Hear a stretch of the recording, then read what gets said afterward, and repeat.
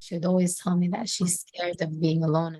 Azhaar Sholgami's grandmother died alone. Her body still lies unburied at the family home in Sudan's capital Khartoum. This is a story that echoes those of other members of Sudan's diaspora, of people desperately trying to evacuate their loved ones from a city that rapidly descended into a war zone. Yeah, we continued aggressively contacting everyone, sleepless nights. We had over 30 attempts of evacuations to try and go in and get my grandparents out, but unfortunately nothing worked.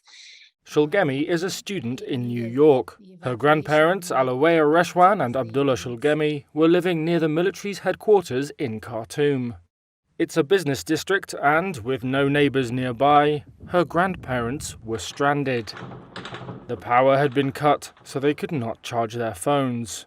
People have tried to drive to the house, Sholgami says, and been met by gunfire. Sholgami says fighters from the paramilitary Rapid Support Forces raided the house for essentials like food and water. Other Khartoum residents have reported the RSF taking over people's homes, which the group has denied. After 10 days, Sholgami's grandfather went to get supplies. He was shot 3 times and taken to hospital. They've been married for 60 years. I know that my grandfather would not leave. He still doesn't know. We don't know how to break it to him. He keeps on saying that, where's mama? Let's go pick up mama. Sholgami's grandfather is a British citizen, as well as holding Sudanese nationality. Much of her anger is directed at the British embassy for what she sees as their reluctance to help. Bear in mind, we weren't even asking. The first time we reached out to the embassy, we weren't even asking for evacuation. We were just asking them to drop water and food and just to confirm that they're okay. And any basic human who feels, who values, who has some sort of, sense of humanity would do so.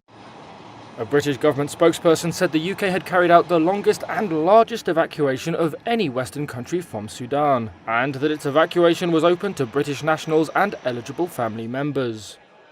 But it was a Turkish diplomat who eventually notified Sholgami of her grandmother's death.